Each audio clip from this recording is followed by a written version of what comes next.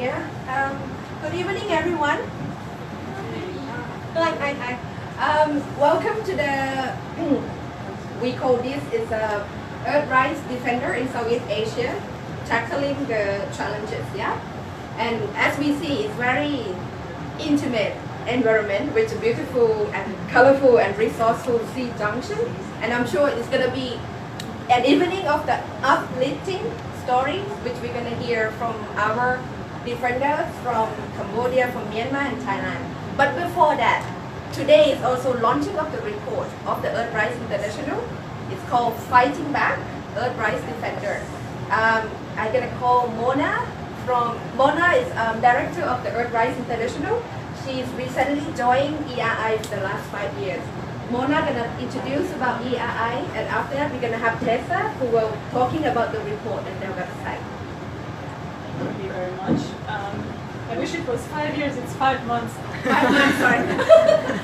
But it's really nice to see so many faces here, even though I know it's 6:30 and it's Thursday, and there are so many events are happening in Bangkok, so I really appreciate that you all made the time to come and listen about this really important topic of Earth Rights Defenders. I will just say a little bit about Earth Rights International. It's an organization that spun out of the jungles of Burma by a Karen activist along with an American lawyer, a young lawyer at the time. They're getting older now, but at that time they were quite young, and their whole concept was to really combine the power of law with the power of people, and in defense of human rights at the time. I mean, even today we know that a lot of human rights violations are happening in Myanmar as well as around the world, in this region in particular as well. So combining that, working in the defense of human rights, along with environmental rights, because a lot of violations at the time were also linked to really big environmental issues, projects that were spurring on. So that's who we are. We're based in Chiang Mai. We now have a beautiful facility where we run what we call the Earth Rights School, where we actually work with very young human rights, environmental rights activists to prepare them for the leadership in the future. So I don't want to say much more, but do come and visit us, or if you need any space to discuss issues such as this one, or just rejuvenate from your human rights or Earth Rights defense work, do come and see us. We will be really honored to welcome any of you. So without much more ado, I want to hand it over to Tessa, who will talk about the report.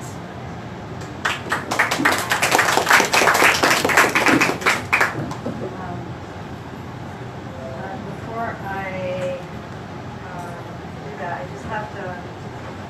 There's a bit of improvisation here in terms of the technicalities. Everyone's okay with that, because I just went to the website, so that's it. Welcome everyone again. My name is Tessa, and I'm the Earth Rights Defender Coordinator at ERI. I am just going to briefly present the report. I hope everyone was able to take a copy. Take as many as you want. We don't want to take any back, okay? So maybe you can also take a few for your colleagues or friends if they're interested. The report was launched last week in Washington, D.C., and that was a more sort of Americas-focused event. Obviously, this is an Asia-focused event. The report was launched simultaneously with this website. And before I continue, I just want to acknowledge that the kind of action plan that we're presenting here is a collaborative effort. There are people here, I'm looking at a few, that are doing the same work and other work, and we're all doing work that is complementing, we're all complementing each other. There are different strains of work.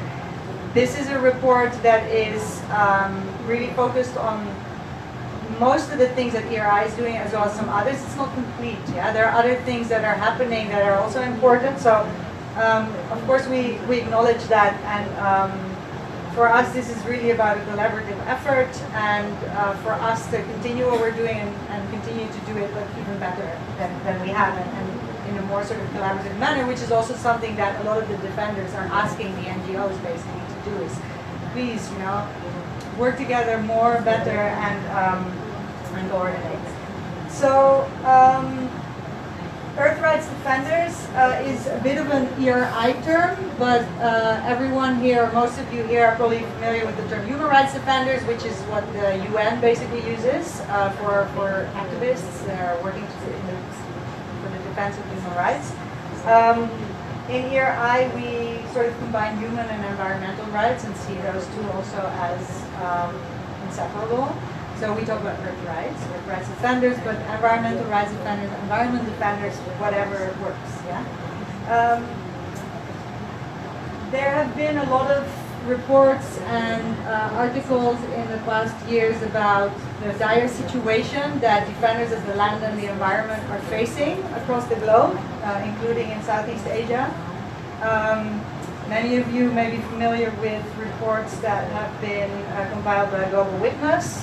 So last year, 2017, an estimated 207 defenders of land and environment were killed, and that's probably an underestimation, and that's killings, but that's not counting the numerous other violations that are of course also happening, including criminalization, including enforced disappearance, including sexual abuse, including physical threats and attacks. So there's of course many different types of strategies that are being used basically to stop the very important work that human rights defenders and Earth Rights defenders are doing. And those are not coincidental attacks, right? This is a concerted effort by often collusion between governments and business to basically stop those voices and for them to be able to push through projects that are not taking into account the voices of the affected communities. And of course, those Earth Rights Defenders are the ones that are standing in between those communities, between the land and between those powerful parties. The sort of roadmap or action plan that we are presenting is based on the Prevent, Protect, Reveal, and Redress framework. This is a framework that especially some donors who maybe here could be familiar with. It was developed basically by donors. And what I'll do, and I don't want to speak too long because the other speakers, the defenders who are here from Cambodia, from Thailand, from Myanmar, are going to tell you what they are doing on those different components, those protect, prevent, reveal, and redress components. So let me just try to operate this. So the website, which I encourage you to look at later, is looking at the drivers, and I mean, of course, the drivers are related to mega projects, climate change, so talking about fossil fuels, coal plants, and of course in this region, in Vietnam, in Burma, and Thailand, like there's still a lot of coal plants that have been planned. The corporate power and the lack of transparency and the lack of accountability of corporations, and how also international financial institutions are continue, despite a lot of pressure from civil society, continue to finance harmful projects. Of course, the extractive industries and land development, which often goes probably with land grabbing. So the threats I mentioned a little bit earlier, so we're looking at physical, psychosocial, digital, legal, and financial threats. So here's the prevent, protect, reveal, and redress. When we're talking about prevent, some of the, okay, I'll look at learn more. some of the things that we're looking at is basically, I mentioned earlier that there's a lack of involvement, a lack of decision making from communities, and that is very much related to a lack of free, prior and informed consent. So strengthening FPIC, as we call it, is very important. Fighting fossil fuel development, because they're often very linked to land grabs. Fighting SLAP suits, so SLAP lawsuits. SLAP means strategic litigation against public participation, and many here in the region are also familiar with this. In Thailand, there's a lot of what basically amounts to SLAP suits. In the US, this is happening a lot, so there have been a lot of SLAP suits against US organizations, including organizations such as Greenpeace, and here I have represented some of those organizations in the US legally. And then we mentioned engaging with Chinese companies, and of course, those of you from the region know very well that this is one of the most important players at the moment, but civil society is still trying to figure out how do we engage with not just Chinese investors, I would say, but also others from the region, from India, and Thailand is also increasingly an important player in investing in neighboring countries. And then here's, of course, using the global human rights regime, whether that is using UN mechanisms, whether that is looking at the Inter-American Human Rights Court. Unfortunately, in Southeast Asia, we don't have an equivalent yet, let's hope. But there are organizations that are pushing for that. So these are all very important efforts. So this is the prevent part of it. So in terms of protect, we are looking at training earth rights defenders, and of course many of us are doing that. ERI is doing that. One of the most important ways is through the Earth Rights School, and we have I think 2 or 3 or 4 or 5 alumni here, young community activists who are trained to continue that work and to better support their communities. But of course also doing security trainings or any other types of capacity building that ERI and others are doing with Protection International is part of this this protect component. Using litigation and which obtained from Earth Rights from our Myanmar office is going to talk a bit about how he's been working to protect a particular defender in Myanmar. Strengthening corporate accountability. And ending ties between corporations, police, and paramilitary groups. This is a very sort of Latin America specific one, but there are similar patterns, of course, here in the region. And as somebody mentioned earlier, sorry, that was another event I'm attending today. But they were, I mean, how sort of the military in many countries in the region is taking up new spaces that they had. They had occupied before, but now they're basically doing that. So then I'll just quickly go to, reveal, we're here looking at, there's a lot of links between corruption and natural resource exploitation, of course, and therefore also a lot of links between corruption and then violations that are being committed against defenders and communities.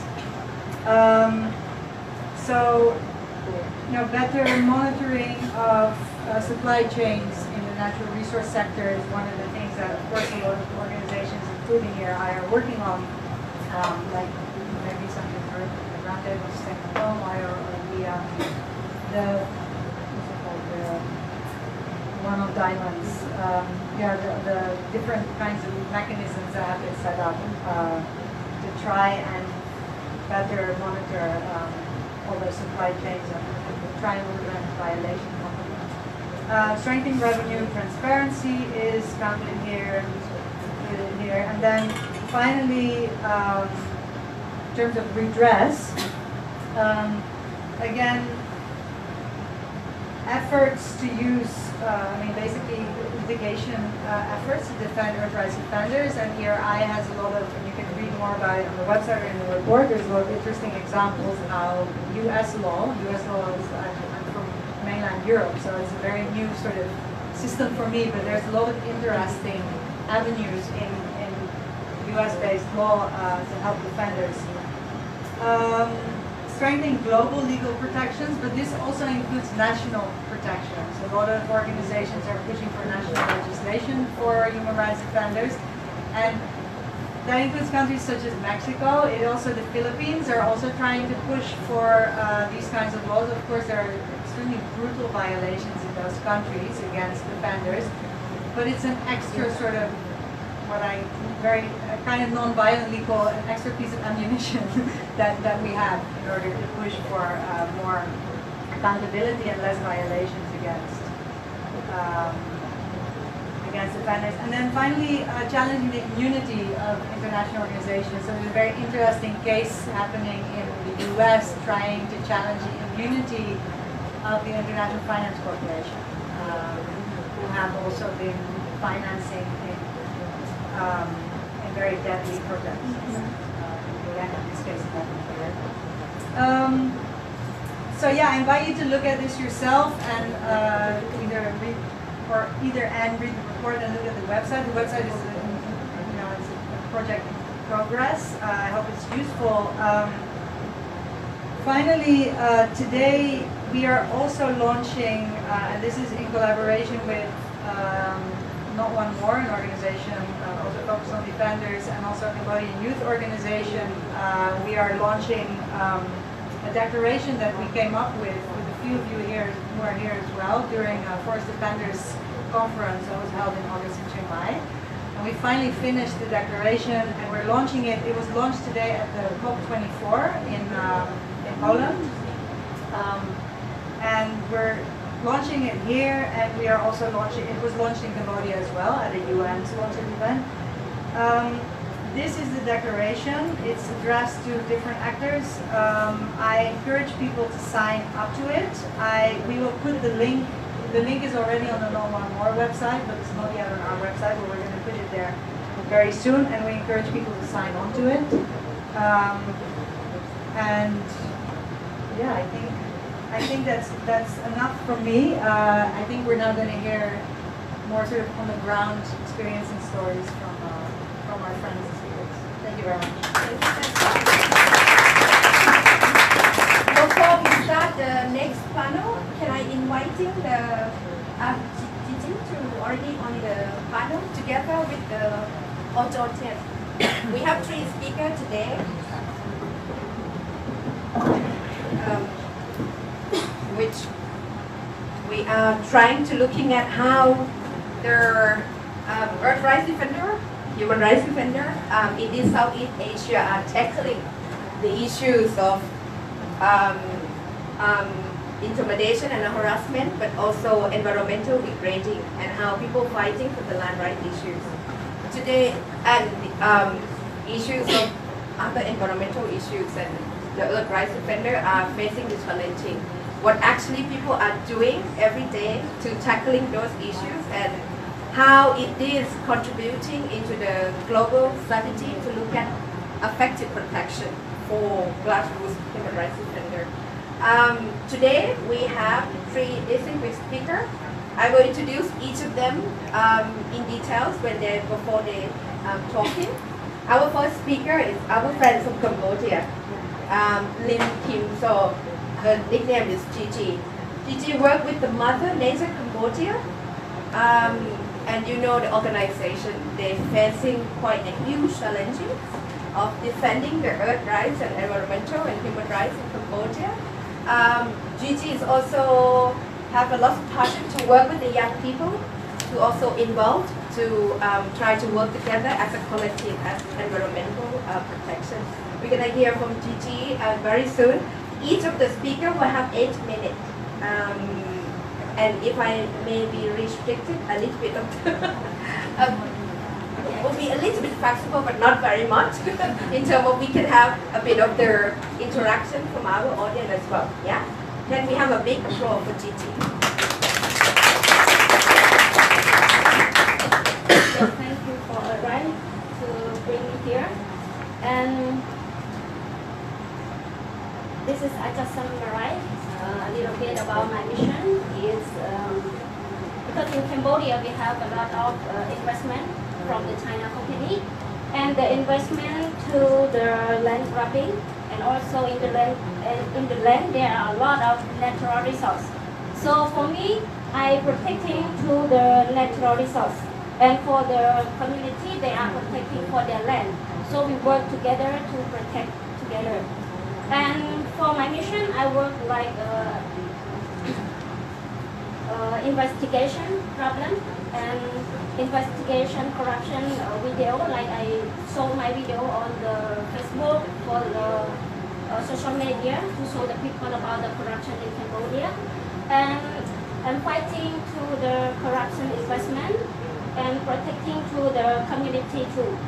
So this is a little bit about myself. When I go into the community, what I have to do to protect myself. So this is security for me. A lot of people think that why I do a lot of things, but I'm not arresting. So this is some of a strange thing for me to do when I'm going to the community. And yeah, this is my mission in the ground, that when I get a call from the community about the problem in their community, then I go by my motorbike with my friend, with my team, or sometimes I go alone. But it's not sometimes, mostly I go alone by the motorbike, because there is a lot of, there is a little juice work for environmental. That's why I have to do it by alone by myself. And some of the pictures, so of that, this is the investigate together with community. So most of them are the women. I work close to the women in the community, because the men, they work in the forest, so they don't have any time to work to do the advocacy. And the men is very fetching when they are advocacy or we do the campaign. That's why we want to the women to do the campaign to advocacy in the village. And this is while I'm investigate, I'm also educate the people about the education with non-violent, or we do a campaign together. So it the time for me to educate them, because I cannot make a big meeting. So I have to call them, or I have to go to the house and education one by one family or one by one people if I see them. And this is the picture that I'm going to the place with the community. Like if any investment, what the impact that go to the community. And I just want to know what the community do, what the livelihood of the community. So then I can have an idea to fighting, and I can have the idea to compare with them. And this is also the investigate on the ground that I go by myself to see the scene that is about the corruption, that they said they export the sand to Singapore, to Vietnam, or to India. And I just want to make the video to show the people that I don't want to say that I see the seed export, or I cannot say only my word, but I want to show the picture, I want to show the video, I want to show the real to the people that this is really happening in Cambodia. And this is also about the gold mining that we go to see by ourselves with the drone. Yeah. And we are just not work in the ground, but we also investigation on our field. Like sometimes we got the information from the anonymous people, like the people from company, the people from the administration, or everywhere, that sometimes they are afraid to share information with the name or with their identity. So they just give us the documentary or something to show that we can get the document like this. Example, like one day we meet a man on the bus. He know that we are working for Mother Nature, and then he gave us the flask, but he don't tell us that is the flask. but he is like he forgot it, and then we take it to the laptop and we can see the document about the corruption in Cambodia like this. And this is so up that we have to research on the website, we have to listen to the radio of the administration, we have to collect all information, not just only the social media, but also listen to the radio. And after we are listening, we are collect all the information, then we thinking the strange thing, what we should do. And sometimes ministry or company, they made a mistake with their work, and then if they are replying or something, then we can coach and reply them by the message and summarize or explain to the people. Then the people they are understand. And this is I have 1 minute video, and the video will show about my activity. Okay, now. Hello.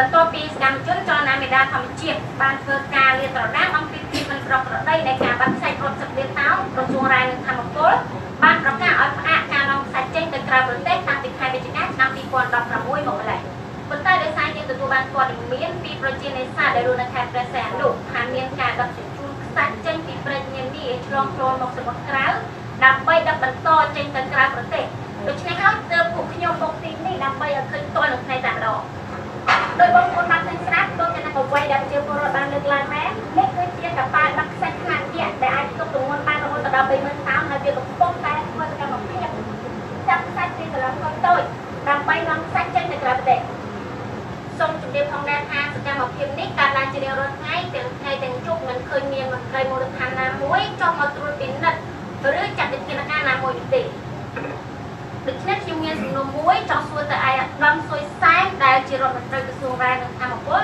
ថាតើសេចក្តីប្រកាសរបស់ក្រសួងដែលថាផ្អាកមិនឲ្យមានការនាំផ្សាច់ចេញទៅក្រៅប្រទេសគឺជាឆន្ទៈពិតប្រាកដក្នុងការស្វែងរកដំណោះស្រាយជូនសង្គមជាតិក៏ដូចជាប្រជាពលរដ្ឋខ្មែរឬជាការបន្លំផ្នែកប្រជាពលរដ្ឋដើម្បីផ្ដល់ឱកាសឲ្យបុគ្គលមានអំណាចមួយចំនួនបន្តបំផ្លាញជីវភាពប្រជាពលរដ្ឋក៏ដូចជាធនធានធម្មជាតិខ្មែរយ៉ាងដូចនេះ សូមបងប្អូនជួយ like និង share វីដេអូនេះដើម្បីគាំទ្រសកម្មភាពរបស់ពួកខ្ញុំក្នុងការបញ្ឈប់ការនាំខ្សាច់ខ្មែរចេញទៅលក់នៅក្រៅប្រទេសជាស្ថាពរ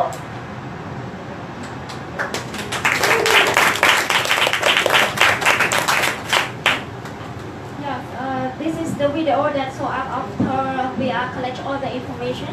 Then we made the video and show up to the people around the world to see the corruption in Cambodia. And after the video release, we got a lot of information and also like the centrating in the community also stopped in Khakom province. And now we still try to fighting to stop the centrating in other place. And for all the information, all the picture that we got from our investigate, we never keep it up.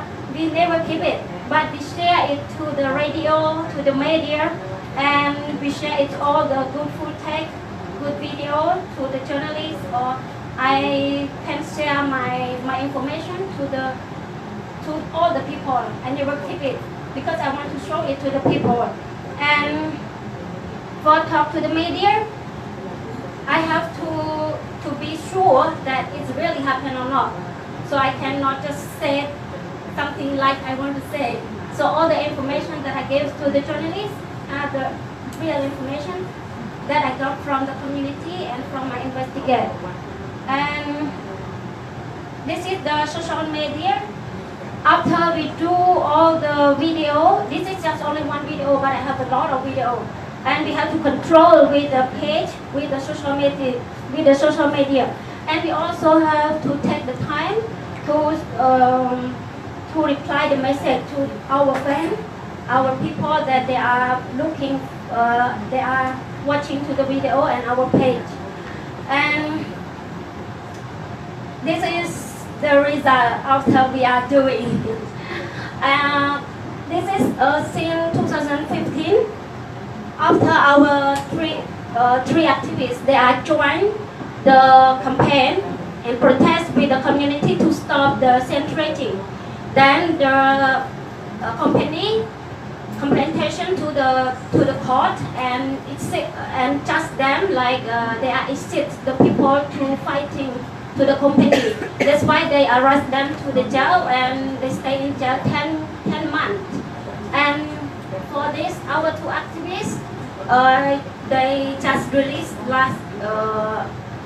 they just arrest last year at September. And after they are arrested, our organization has been closed. So and for them, they just went to the middle of the ocean and they took the picture of the ship that is for the sand. And then the company compensation them to the court too, and they stay in the jail is 6 months. Yeah, and this is also happened to the community because the community they are joining us to do the protest. They are joining us to do the campaign. They want to protect their land because of all the place that investigate like in the Redress area. There is a lot of sand because silica, and they want to take the land from the community. Just only want to take the silica, and for him, he fighting to stop move him from the community. So the company judge him. Now he stay in the jail, and this they are also staying in the jail right now, and all the time we are working together with the community. As I said, like the community, they just want to get their land back. But for me, for us, we just want to protect the environment. And this is what we need because all the time we are fetching and we are really need to really need help. Yeah, I just want to explain some of people and some of them will always say that Mother Nature already died in Cambodia because the government already closed our organization. But exactly we are not died, we still alive. We are working as follows to the NGO, the UN declaration law that we have right to fighting, so we still work. And the Mother Nature now not organization, but we still work like a team of the name Mother Nature because we love this name. And we still have the organization in US. So some of the donors they confuse that we are close, but no, we still can get the funding to the US and support us to work in Cambodia. Thank you.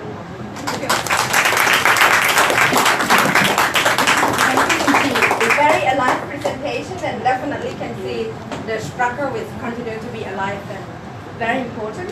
And what it struck me about, she's saying from the beginning, people asking why she's still not arrested, which is arresting human rights defenders who are doing their legitimate work is something wrong, really wrong. And that's the message, yeah?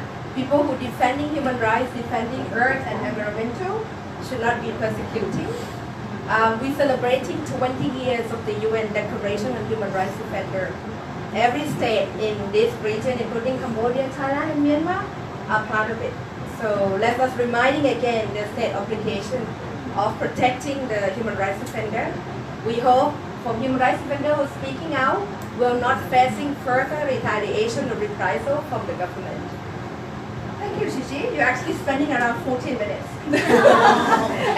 And we're saying 8 minutes, but of course, the important last life of people who still been arrested, facing persecution is very difficult to stop. I would suggest to both our two presenters, you may start from the last slide, yeah, which is the most important of it. We still try to give it 8 or 10 minutes, but let's see how we go. As long as the audience are still continue to following what we're saying, which is important, yeah. Our second speaker is our U Jo Tian. is our friend from Myanmar. He's working on the legal issues. He's part of the Earth Rights International.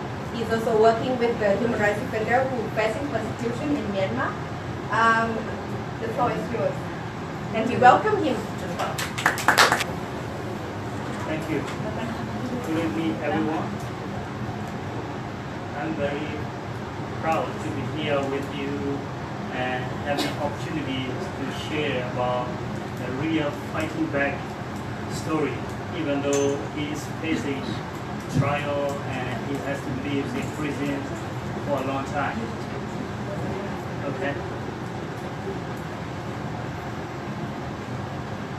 So first, I would like to share background about who is the human rights defender that I represent. Khai Myo Thong is an alumni of Upright School of Human Rights and Environmentalists, and he is a really committed campaigner. And he worked with Arakan Oil Wash before co-founding Natural Resource for the People, and he's also become the board of director of the Arakan Natural Resource and Environmental Network. And then when Myanmar peace process starts, he joined the Arakan Liberation Party as a deputy spokesperson. And then he lives in Sittwe, the western part of Myanmar. And he has been working for many human rights training workshops, very active. So in Myanmar, as you know, we have a long history of the civil war with the ethnic minorities. And in 2014 and 2015, the civil war broke out with the Myanmar Tamador armies and the Arakan armies. So Myanmar army violates a lot of violated human rights laws. That's why the Arakan Liberation Party, as an Arakan Liberation Party, they issued a statement implicating that Tamador is committing crime against humanity, and they violate the Geneva Convention, something like that. And then, actually, the statement was drafted by the Arakan Liberation Party, and later it was appeared in the unknown Facebook page, Kingdom of Arakan. And then Khai Myo Thong, he is also very outspoken, and he also make advocacy of the military force quartering and using human shade during the civil war in Arakan state. And then he met with the UN Special Rapporteur for Human Rights, Yang Hee. Later, he has been accused by the Lieutenant Colonel Hin Nai Tuong, brought a claim on May 5, 2016 in Sittwe Township. The claim was alleged that Khai Myo Thong had committed the offense of sedition and endangering public tranquility and incitement in Myanmar. So he was arrested and detained in Sittwe Prison 25 July 2016. So in Myanmar, military has been ruled for a long time, maybe more than 50 years. And at that time, they have been threatened to the people. And even the ethnic minority here, the sounds of the Burmese language, they are feared. So military want to fear the activists and human rights defenders. So that's why they has been sued Khai Myo Thong. Why this guy are outspoken and criticized to the military, something like this. But the people are not afraid today. People support for the Khai Myo Thong. They protest in the very heavy rainy days to release him after he has been arrested. And in the trial day, 1,000 people has been gathered, more than 6 months. Even the rainy season, people come from the village and another towns, and they are having lunch with the sweltering rain. And the police bar not to come to the courtroom. People are full in front of the court. You see, when he has been brought to the courtroom with the police car, people are shouting "Free Khai Miêu Thong," "We have Free Khai Miêu Thong," something like this. So it shows that people are not afraid anymore. And for the human rights defenders, for the environmental defenders, when they have been faced a trial, when they are detained in court or detained in prison, they are helpless. Usually the prison officer don't allow even their family to meet easily. It's difficult. And his friends are afraid to go to the prison. So for the lawyers have the rights, legal rights, to meet with the client at any time. But even lawyers, me, when I go to the central prison for the first time, the prison officer want to kick me out. He said, "Who are you?" I said, "I'm a lawyer. What do you want?" He said, you don't sign in this document yet. I said, "I can sign right now. When I have to leave, I'm meeting with my clients. If you need my lawyer certificate, I can give you later. Why I have to leave?" So in the first day, we have to fight. Something like this. If I leave, my clients who have been detained in prison will be depressed. So I have to also against to the prison officer. So I think the representation of the client in court is not only in court. We have to represent in prison. We have to say to our clients to be relaxed. It's a nature. The military were, in the past, the military asked the special branch to sue the activists and politicians, human rights defenders. Nowadays, military have that kind of powers to administrate it. They don't have administrative power, but they became the prosecutor now. They protect themselves. They sue the people. So representing in the court is really helpful, not only in court, but also in prisons. If there is no lawyers representing for that kinds of client, he has been abused. He will be abused by the prison officer, maybe torture. Maybe he may face another trial of not in line with the prison rules and procedure, prison manual. So he has to go to jail for another 6 months. And also, you see, these people, when they come to the courtroom in the trial day, when they come to the trial day to support Khai Miêu Thong, they may be charged with a peaceful procession and assembly law. So for the lawyers, I have to meet with my clients' friends. I have to meet with people sometimes, and I have to give them advice to be in line with the laws, to be peaceful, not to be angry. Because people, so many people, they are angry. Why human rights defenders have to face a trial for telling the truth of the military committing the Geneva Convention, military breaching the Geneva Convention. Something like that. People are angry, but I say, be quiet. I am fighting in courtroom. Something like this. So they listen to me. And we Afro International also make advocacy, not only in the domestic organization, but also in the international human rights organization, Amnesty International, Fortify Rights, also many UN Special Rapporteur of Human Rights. They support to us. We complain to the UN Human Rights Council for this case, and then the UN Human Rights Council write an email to the Myanmar Ministry of Foreign Department, and then they send it to the prison. So prison officers are usually very cruel, they don't care. So because of the international support, many people send postcards to Afro defenders to prison. They say we are watching to you what happened. So prison officers are really afraid not to violate human rights again in prison. If not, they will violate.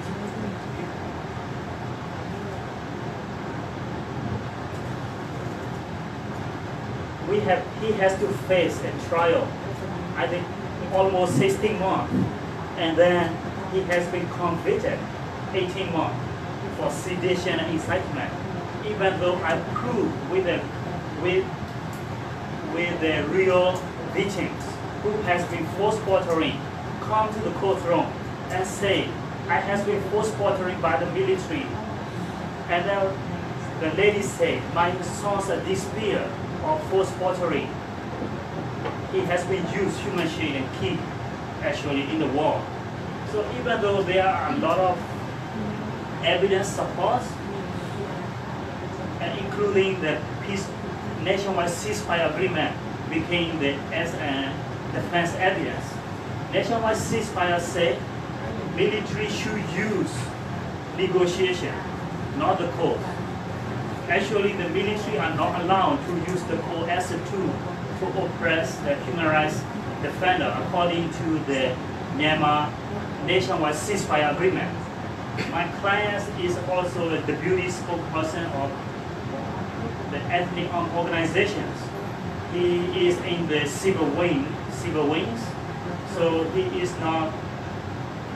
should not be, actually according to ceasefire agreement, the ceasefire agreement are not allowed the military to bring the case to the court.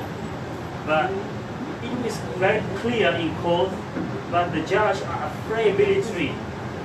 So the judge favor too much to the complainant, and then he has been shot. Unfortunately, when we are facing trial of the military charge, he has been charged with another case by the businessman. He's like a godfather. He has a very close relationship with the military, and the military organized this guy. And then he has been, the businessman sued the Kaimuton for participating and trying to solve the land issues before he was arrested. He was accused with intimidation and saying the bad word in the criminal laws in Myanmar. So it's nonsense. He has been sued after 1 year later. 1 year later. And even though we prove he's not guilty, he is only trying to have the farmers to get the land back. He was convicted 1 month. So he has to live in prison 19 months. And actually he has a son when he was arrested, and his wife is pregnant. You see how difficult the life is. But the international organization also supports some funding for his families, and also for lawyers like me. I always go to the courtroom, and I visit many times to the prisons, and I also organize the international organization to visit a trial. 45 rights representative visit to the trial. That gave a lot of impression to the judge and prison officer not to violate prisoner rights, something like this. And then he was released. When he released, he has 2 sons. And even though he faced a trial and he was convicted, he is, he's smiling. So I make him smile. Actually, the prison is not palace, prison is not university, but I make prison for him like palace and university. He is so happy with me the whole day. We are discussing about future activities and also the laws. So he learned a lot about the human rights laws and also the prisoner rights, prison manual. So in conclusion, what I would like to say is, I cannot do alone for these things because too much repression. Even the lawyer has been harassed by the judge and law officer. So I have a local colleague who is a lawyer. We work together. And I have the Opera International. They are always close with me. They are always stand with me. So not only the prisoner who outright defender who has been accused, we also have to be brave enough to fight. Actually, this story is really fighting back. Military want us to be afraid. When we have been sued, when they bring us, they put us in prison, jail, we will be afraid. But we show we are not afraid anymore. We are fighting back in courtroom. We are fighting back on the street to release him. Anyway, the voice of the Kim Il-sung was heard globally. He is not guilty. He talked the truth. Thank you. Thank you very much. It's a good success story. A lot of the multiple support from different by supporting the lawyer continually, but also the act of resistance by people on the street. Yeah, people come together, and even the raining, that's what you said, it seems to be solidarity is their umbrella. But also getting the support from international level is important. And surely this kind of the continuing effective support is very crucial for human rights defenders who now are behind bars to defend what everybody of us has to be defended for liberty, but also the protection of the old community and earth. It's a good example of what different strategy has been used, and we hopefully this kind of the support will continue also go to the other human rights defenders who are still behind in jails. Many of them are friends of mother, Netherlands, Cambodia, lots of people in Thailand, but also in the other country. So we hopefully this kind of support will go to the other human rights defenders as well. Thank you very much. For our last speaker, not very least, it's our friend from the Southern Peasant Federation of Thailand, SPFT. They are the community grassroots group who, for us, been working with them many years, can see is very strong grassroots bottom-up and having actually a very effective way of organizing under difficult circumstances in the country. We hear a lot about our friends from Myanmar talk about how military rules affected the life. That sounds very familiar in this country as well. However, a lot of act of resistance of the Thai community happening. Before Thiranet will speak to us, I would like to acknowledge about the walking in Sukarnakon. Right now in Thailand, there are the groups of the community called One On Walk. They are community who against the potash mining, which is will be investing by the Chinese company as well. The community walking 85 kilometers to address the awareness of how that potash mining will be affected that community. Right now they're walking already 3 days. We're sending our solidarity to them by the act of walk. And lots of them are women. In different generations, the grandmother of 87 years old also walked. Sometimes she was on the chair, but she continued to walk together with 12 years old or 22 young activists. Today is also the anti-coal mining. Konrak Banker just won in the court. After 10 years of their struggle, they've been attacked by the hundreds of the men in armed groups in May 15, 2004, just before we have the coup in Thailand, 2014. They've been facing 23 cases against them by company, gold mining company, but also government officer. So today is their winnings. They're getting the award of compensation by the court. Of course, it's a long way to get the real money, but at least it's acknowledged the gold mining is affected into the life of the people, and they have some justice in the Thai court. Okay, now we will hear from Thiranet, which is we have Kun Ubon, will be helping translating for his presentation. Tiranian is steering committee of the Southern Peasant Federation of Thailand. He also the steering committee of the People Movement for Just Society. PMO. Have big applause.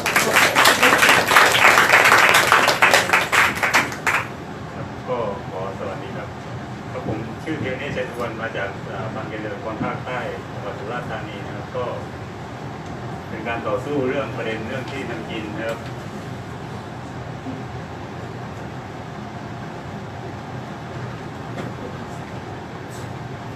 My name is Tirani.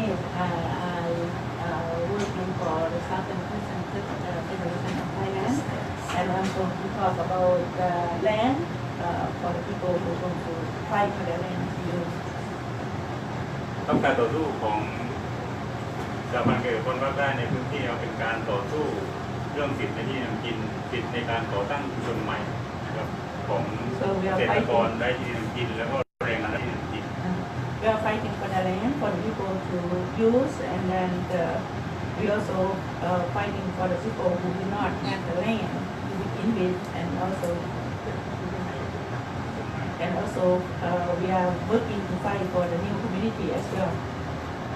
ชาวบ้านเกษตรกรภาคใต้มีชุมชนอยู่5ชุมชนในจังหวัดสุราษฎร์ We แล้วก็ have 5 community altogether in เป็น Surat การ Thani. ต่อสู้ที่มีระบบการจัดตั้งที่มาจากการเลือกตั้งของสมาชิกในชุมชนในการบริหารจัดการชุมชนใน We organized the people in the village to work together in 6 communities. ที่การต่อสู้เรื่องที่ดินในจังหวัดสุราษฎร์ก็มีภัยคุกคามต่างๆที่ว่าเข้ามากระทบตั้งแต่การเริ่มก่อตั้งชุมชนเมื่อปีพ.ศ. 2551 มีการลอบสังหารสมาชิก So we have been fighting since 10 years ago. It is 10 years ago, 2008, and then there have been a lot of threats and many violations against the human rights defenders. แล้วก็มีการดำเนินคดีกับสมาชิกของสหพันธ์เกษตรกรภาคใต้ในหลายคดีเช่นคดีบุกรุกคดีทำให้ทำลายทรัพย์แล้วก็คดีต้องโจรนะครับอันนี้เป็นคดีที่ร้ายแรง So there are many issues that farmers faces, and then there are many cases that have been to the court, and the people are accused of investing the land. And then also the last picture, they are sort of like the group of people trying to come to the criminal association. การรวมตัวขึ้นมาต่อสู้โดยหน้าของเกษตรกรได้ที่ทำกินก็ได้มีการจัดตั้งเป็นระบบชุมชนขึ้นมาแล้วก็พยายามส่งเสริมในการมีบทบาทของฝ่ายสตรีที่ว่าลุกขึ้นมาต่อสู้ร่วมกับผู้ชายอย่างมีประสิทธิภาพลุกขึ้นมาต่อสู้อย่างจังหวะจังไรกับผู้ชายในมิติ The way we organize the people to fight, mostly we work with women, and in trying to get them to have power in order to work together with men.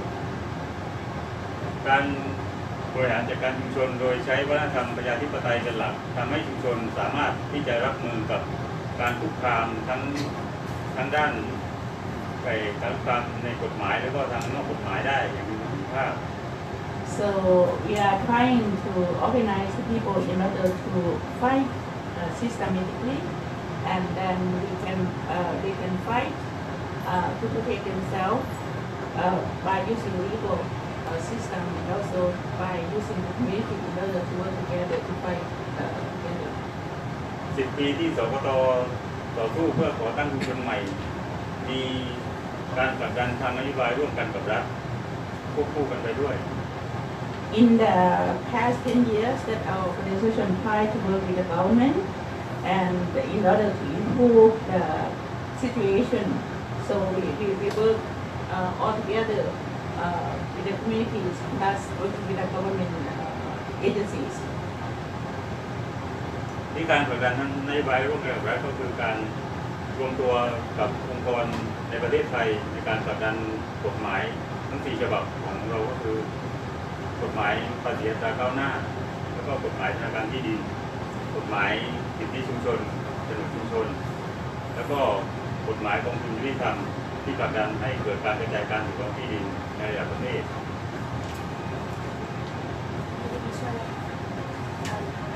I will help as well, yeah. The 4 laws that have been advocating, the first law is the tax law. Because right now, doesn't matter how much you earn the money in Thailand, you pay a very low tax. So they want the tax, which is taxing more of the people who have more, which is the rich and the elite who own a lot of land in Thailand. So that's the first law. The second law is also the law on the community land title. The other law is the law about justice fund. So a lot of the community has been facing judicial harassment. They've been taken to the court, and then they don't actually get the justice fund, which is in our law. And sorry, the last one, the community land title, which the community should entitle the community land title. We have a law. We not yet have an effective law on that.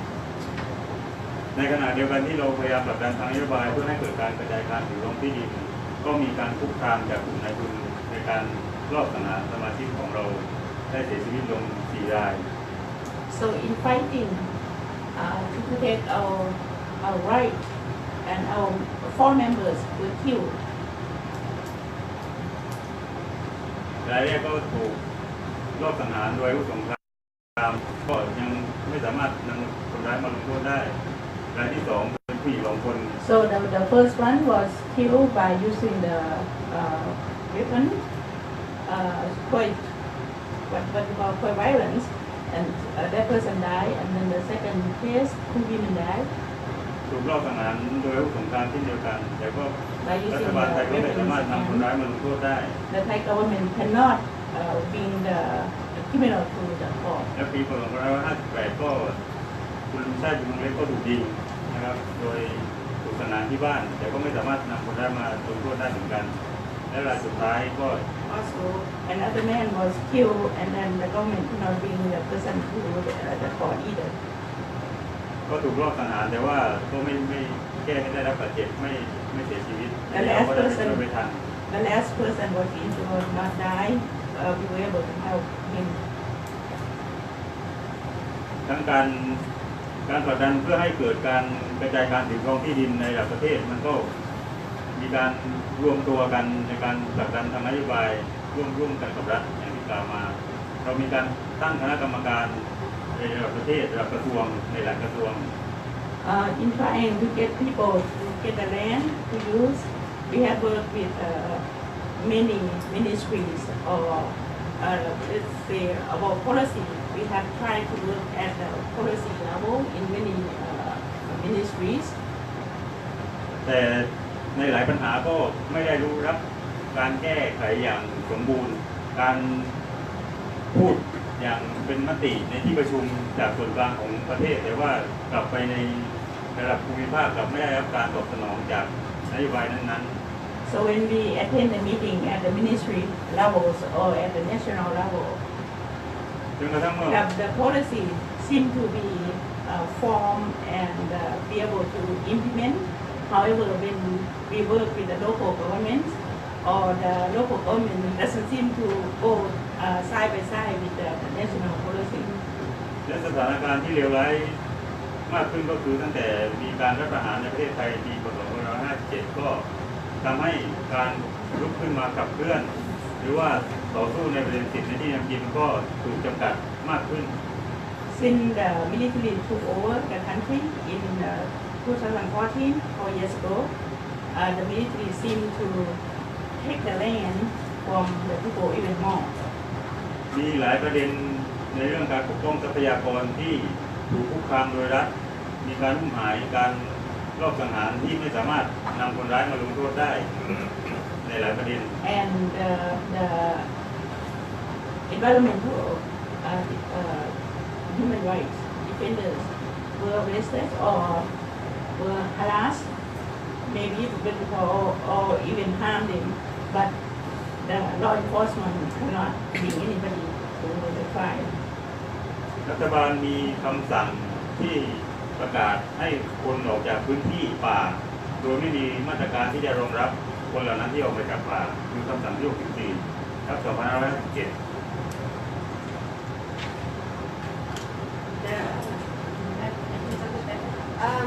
The military have the policy of take back the land.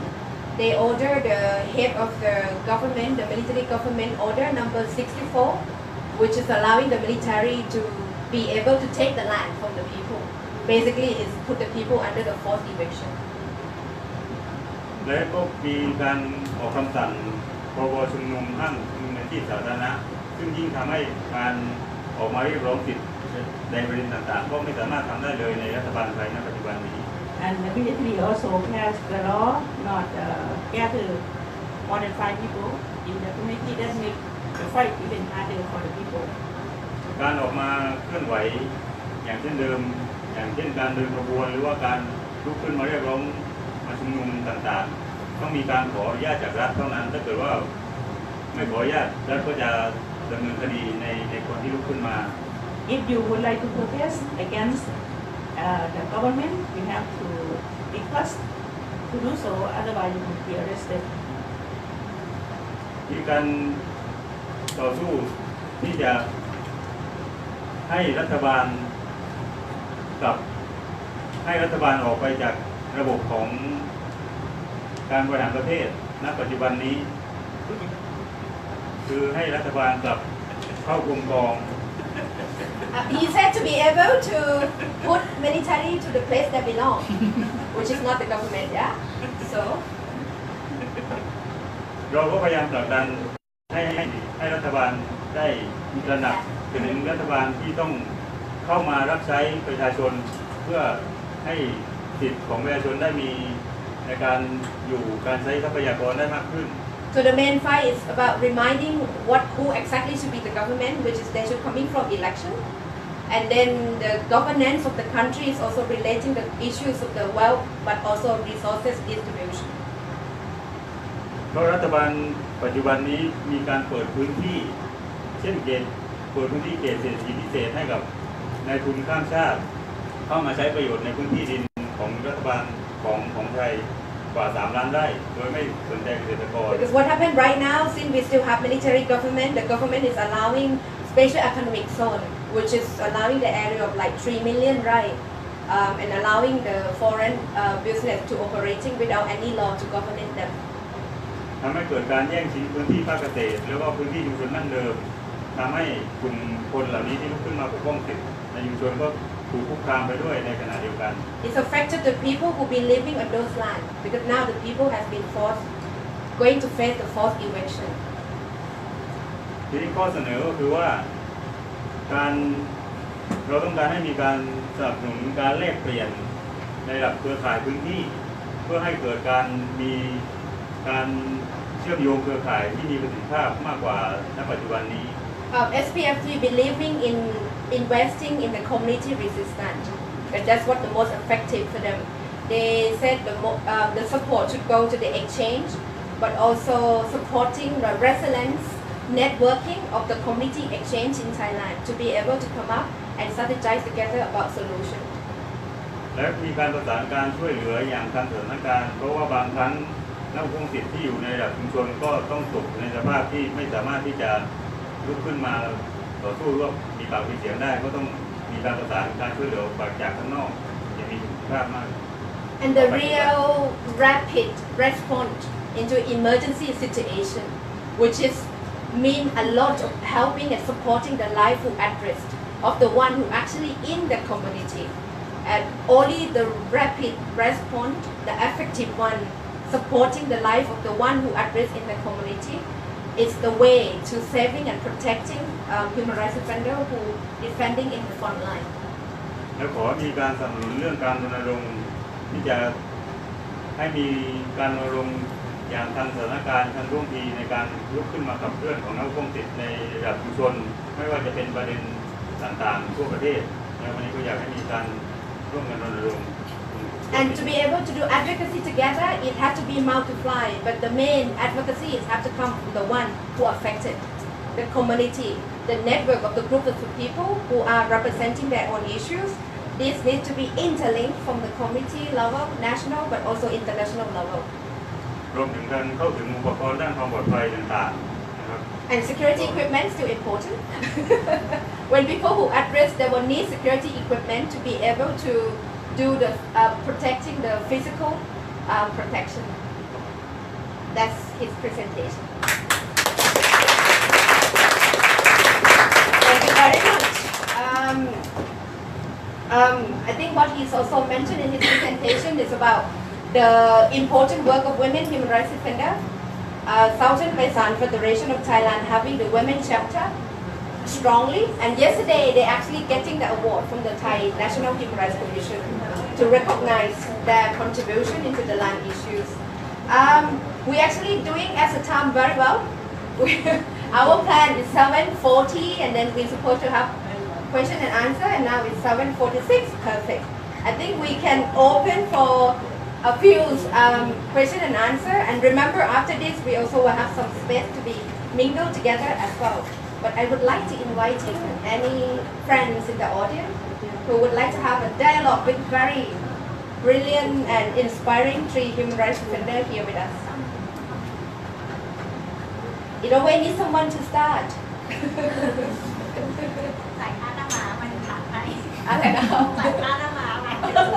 Or people would like to have a mingling this time, or maybe our friends would like to say something.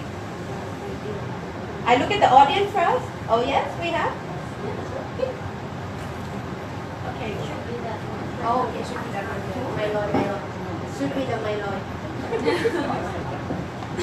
First of all, I would like to thank all the three of you. I mean, it's been amazing stories, and it's fascinating. And listening to all your stories and the braveness that you are showing, I mean, it's just amazing. It's very it's inspiring, but it's also very touching to hear your stories and to see the professionalism that you're showing. So it's rather a comment, but I'm really struck by how brave you are and how professional you are acting. So it was fantastic to listen to you. I have a question to all of you. I mean, we understand that you are putting yourself in an extremely dangerous situation. And my question is a little bit more personal. What makes you continue to fight? Yeah, because in my country we have a lot of war, and there is also a lot of poor people and also poor education. And I'm also the victim of the land grabbing, and I just want to share my experience to the people who have the same issue. And one more thing, I want to build the young people to thinking about the society. And it seems like I can be a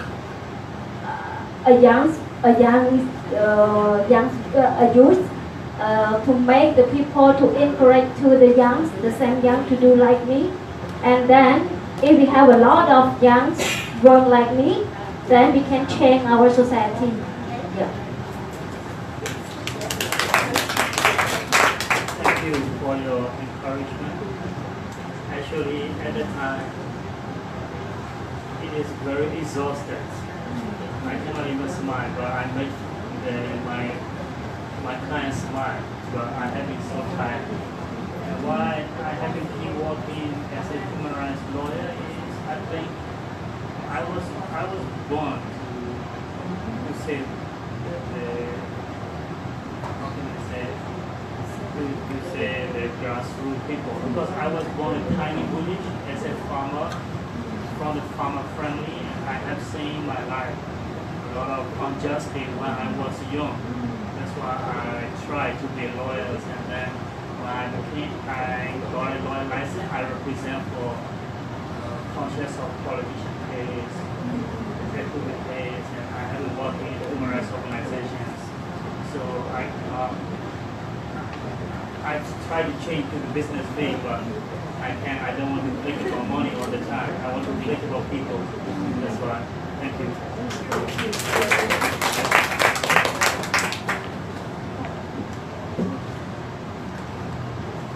ครับก็ในประเทศไทยมีทรัพยากรสมบูรณ์มากมายครับ We have natural resources quite good on it. แต่ก็มีการกระจุกตัวของที่ดินอย่างมหาศาลเหมือนกัน However, there are certain places that limited the land, not people able to use. คนรวย 10% อยู่ครองที่ดินของประเทศไทย 90% And the rich only 10% that account about 90% of the land in Thailand. แต่คนจำนวนมาก 90% มีการใช้ที่ดินแค่ 10% So let's say 90% of the Thai population has, let's say only 10% of the land that they can use.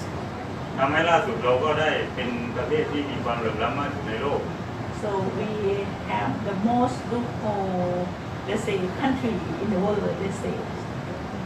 ด้วยเหตุนี้ทำให้การต่อสู้เรื่องการกระจายการถือครองที่ดินก็ยังเป็นเรื่องที่สำคัญในประเทศไทย So that is still a problem of how we can get let's say, the right of the land. แล้วก็จะมีแต่ภาคประชาชนที่ว่าลุกขึ้นมาต่อสู้ เพื่อที่จะให้ได้ที่ดินมาเท่านั้นเพราะว่าหลายรัฐบาลที่ผ่านมาไม่เคยมีรัฐบาลไหนที่ว่าจะมีการไปรูปที่ดินอย่างเป็นธรรมให้กับเกษตรกรอย่างจริงจัง I believe only the citizen can help themselves in order to work together to reform the land. Non-governments, many governments already try to do, but they cannot do it. ทีนี้ทางสถาบันเกษตรกรภาคใต้ก็ยังมีความมุ่งมั่นที่จะปฏิรูปที่ดินหรือว่านำที่ดินมาจัดสรรให้กับเกษตรกรและแรงงานไร้ที่ดินนะครับต่อไป So the SP will try, and we have been trying, and we will continue to try to get the people to have what we call the true or the right land reform for the people to use. Thank you very much. Actually, now it's time to we thank you our very distinguished hopefully an act of the resistance which is huge and inspiration for them will be inspiring all of us, and it's part of our effort, small effort when compared to the real human rights vendor in the ground to strengthening of their collective resistance, and hopefully we'll be able to have more people who have been released, stopping the killing of the human rights defender, and also they can continue to strongly to do what they do, which is protecting the earth and environmental. Yeah. Thank you very much. I'd like to give it back to Leah. Thank you very much to everyone, and it's unfortunate. Thank you to Bidi, our moderator from me. Yeah. It's unfortunate that not enough time to really listen to all your experience and your courage. I think is an inspiration for us all. We don't do enough, probably, not as much as you are doing. So thank you for sharing. I thank you also, of course, our production for this important report, and thank you for organizing this, and of course